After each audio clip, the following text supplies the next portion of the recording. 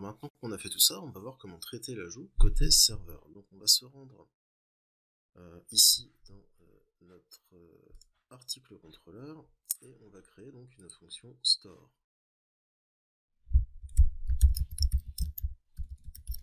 Donc function store qui prend request, mais on va créer une forme request pour valider les données. Donc ensuite,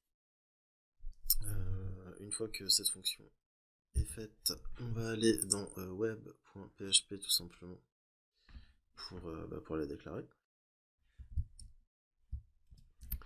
Donc en dessous de la route pour créer, pour le formulaire de création, on va faire une fonction article /store qui sera donc article contrôleur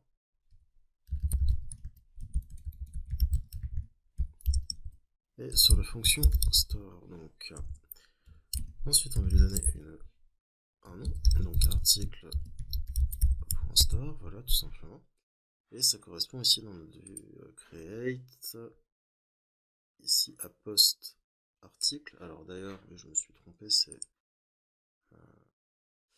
article tout simplement. Et c'est pas une route en get, bien évidemment, c'est une route en post. Donc route post article. Et donc c'est vers cette URL qu'on va poster vers article. Ok. Donc on va voir déjà si ça fonctionne en faisant par exemple un dd de request all. Et si j'envoie le formulaire, voilà, ça fonctionne, j'ai bien toutes les datas qui ont été postées. Donc, nous, ce qu'on va faire, c'est qu'on va se rendre dans le terminal et on va créer en forme request, une php artisan make request et on va l'appeler article request. Ok. Une fois que ça c'est fait, on va l'ouvrir. Et dedans, on va aller définir donc les règles de validation. Alors déjà ici, à authorize, on va mettre true, voilà, pour autoriser tout simplement. On peut aussi utiliser d'autres formes d'autorisation.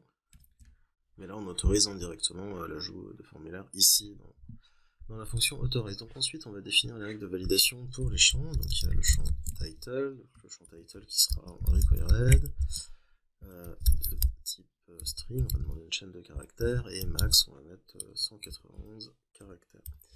Ensuite, on aura le contenu, donc qui sera en required, de type string, et on mettra un max 500 caractères. Donc, tu me diras, pour un article, 500 caractères, ça peut paraître peu, mais en fait, c'est parce qu'après, on va faire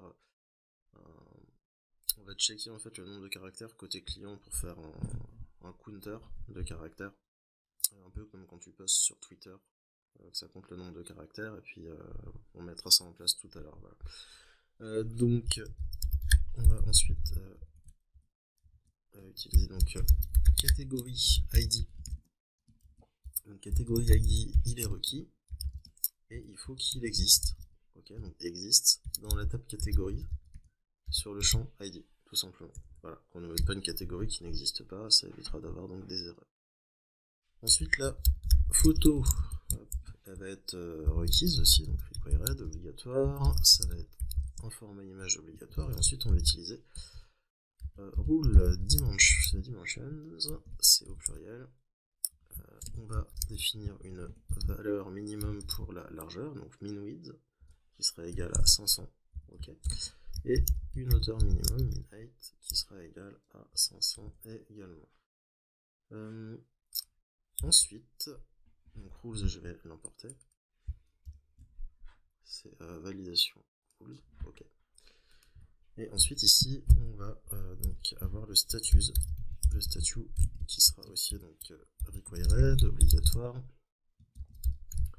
et qui sera forcément dans soit draft, soit published. Donc ici, on a les constantes dans la classe article, le modèle article, draft et published. Ok, donc il faut que ça soit une des deux valeurs. Donc pour ça, on va faire article 2.2. Alors statues draft ou tout simplement, alors normalement c'est dans un arrêt, c'est embêtant ce truc, draft ou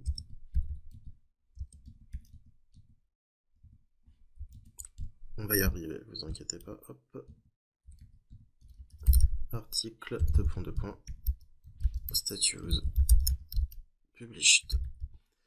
Ok, donc là il manque juste ici, voilà le arrêt, et c'est bon, normalement. Alors il manque ici, voilà. Le arrêt, ok c'est bon, donc le statut requis est forcément draft ou published. Pour ça il va falloir importer bien évidemment le modèle article. Ok, donc pour ça on est bon, une fois qu'on a fait ça on va se rendre dans article contrôleur. Et dans article contrôleur, on va tout simplement faire d'une pierre deux coups. Article est égal request user, donc l'utilisateur, article, create, request, validated. C'est une fonction d'ailleurs. Ok. Voilà, donc en gros là on demande de valider les articles et de valider l'article qu'on aura posté et de créer un nouvel article pour l'utilisateur connecté avec la fonction create avec ces requêtes qui ont été validées. Si les requêtes ont été validées, donc on crée le nouvel article et on stocke ça dans une instance d'article, dans la variable article, et sinon, sinon on renvoie les erreurs de la validation. Ceci étant, il faut aussi également donc aller dans le modèle article. Dans le modèle article, puisque la photo, en fait, qu'on demande de valider ici, la photo, ici, n'a pas sa place en fait ici dans la classe, dans la table article. Il n'y a pas de champ photo comme vous pouvez le voir. Donc il va falloir retourner ici dans le modèle article et ici dans Guard ajouter photo tout simplement, sinon on aura une erreur. Alors après, une fois avoir fait ça, on peut aller donc tester notre formulaire.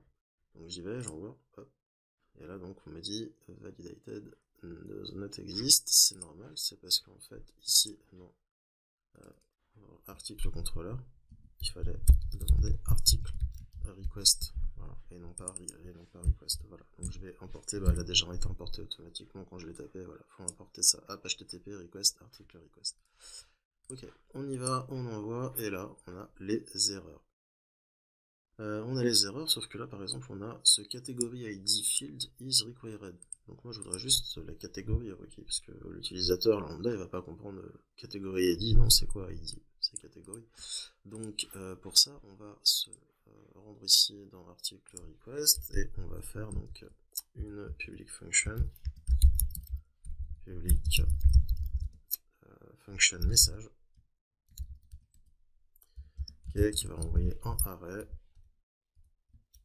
Et cette fonction, elle va nous retourner, d'ailleurs celle-là aussi, elle va nous retourner un array dans lequel on va définir tout simplement pour catégorie ID, donc catégorie ID.required, donc le champ catégorie ID pour la règle required. Qu'est-ce que je veux comme message? Et bien, comme message, je vais le mettre en français même là, catégorie est obligatoire.